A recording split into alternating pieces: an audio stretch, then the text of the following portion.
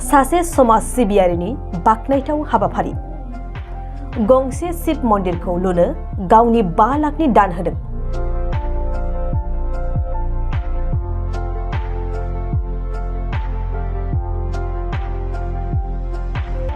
क'क्राझार जिल्लानि परबतजरा मुखुमानि सिङाव थानाय दुलिगाव खाथिनि सिलबान अन्थाइबान्दो शिव मन्दिर लुनायनि मुङै सांबान्दा गामिनि रथेन्द्रनाथ ब्रह्मआ गावनि 5 लाख रां दान होयो आरो दिनै मन्दिर लुनायनि अन्थाइ खाम्फा गायसननाय जायो।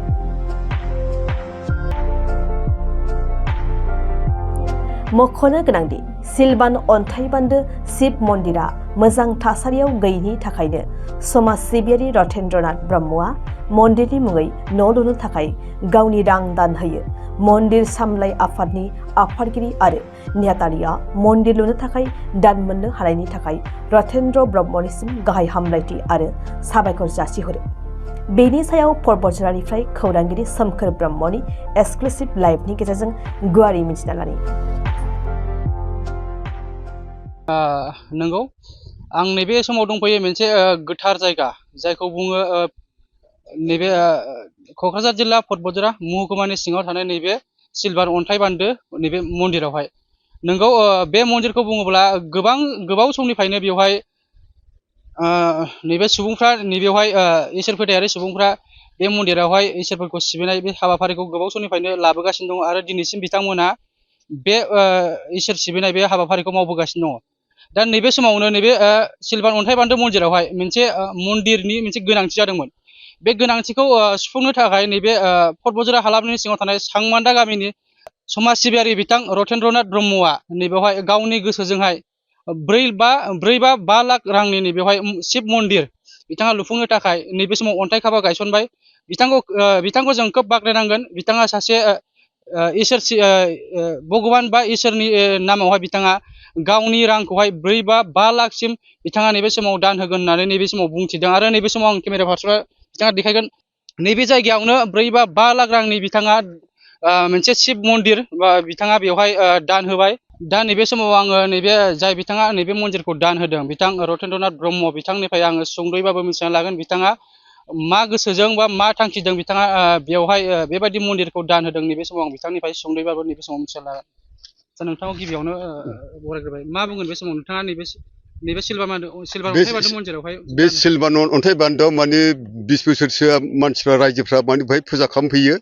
दा बेहाय आं बोसोरथाम जाबाय बेहाय फैफ्लांनानै बेनिखायनो आं सेमोन बे मन्दिरखौ लुनो होननानै आं थिग खालामनाय जादों आरो बे मन्दिरखौ आं दान होगोन रायजो राजानो होननानै आं जेसेबां हागौ एसेबांखौ लुगोन सेस्था खालामगोन बानायगोनबो मोजाङैनो। दा बेखौ बे मन्दिरा जुदि जाफुंजोबोब्ला बे जायगानि बे एलेकानि बे रायजो राजा बे मन्दिरखौ जेनेबा खुलुमफैनानै बा मन्दिर होननानै मानिनानै लानाय बेनिखायनो आं बे मन्दिरखौ रायजो राजानो दान होगोन लुनानै। गोबां समायना रमायना मिथिंगाजों बुंफबनाय नैबे थावनिया मा बुंगोन बे समाव?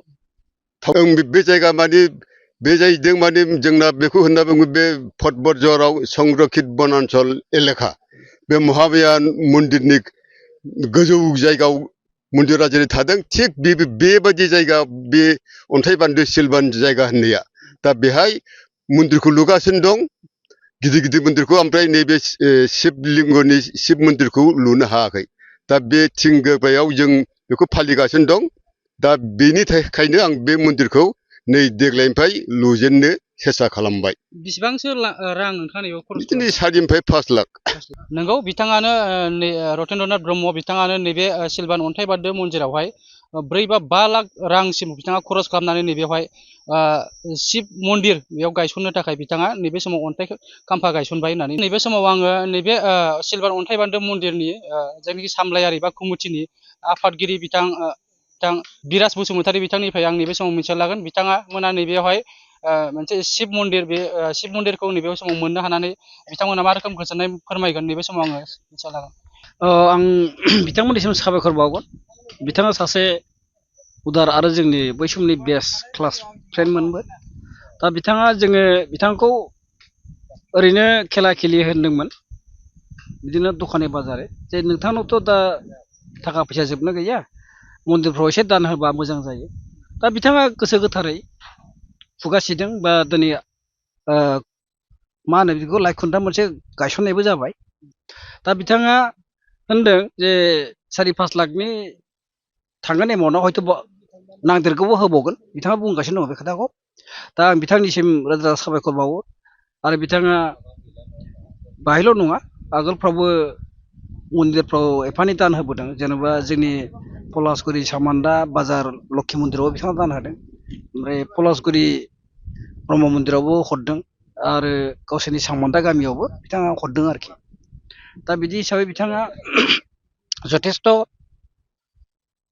मोजां थाखा फैसानि बांद्राय आंखाल गैथ'आ इसोरनि अननायाव आरो बिथाङा जाहाथे बेबसा साइडआव बागान साइडआव बिथाङा दा दा बिथाङा आरो समाजनि मोजां हाबा मावलांथों आं बिथांखौ आफा अबंलावरिनि सेराव आं आर'ज गाबो आरोखि मा रोखोम गोजोननाय मोनदों नोंथांमोननि जों मोजां मोनदों मानो मोना जानो जों बिराद नेरायनायफोरा नाजाब्लाबो जोङो बेफोरबायदि मोनसे कंक्रिट मन्दिर जों मोननो हायाखैमोन बिराद खस्थ'नि गेजेरावब्लाबो सान्दा बान्दा खालामनानैब्लाबो जों एखेबारे जाथाराखै दा बेखौ मोननानै जों बिराद गोजोननाय मोनदों दा बिथांनि ओंखायनो जों बिथांनिसिम साबायखर बावदों आरोखि जायनाखि मन्दिर कमिटिनि बिथां आफादगिरि बिथाङाबो नैबे समावहाय नैबे मन्दिरखौ मोननो हानानै खोब गोजोननायखौ फोरमायदों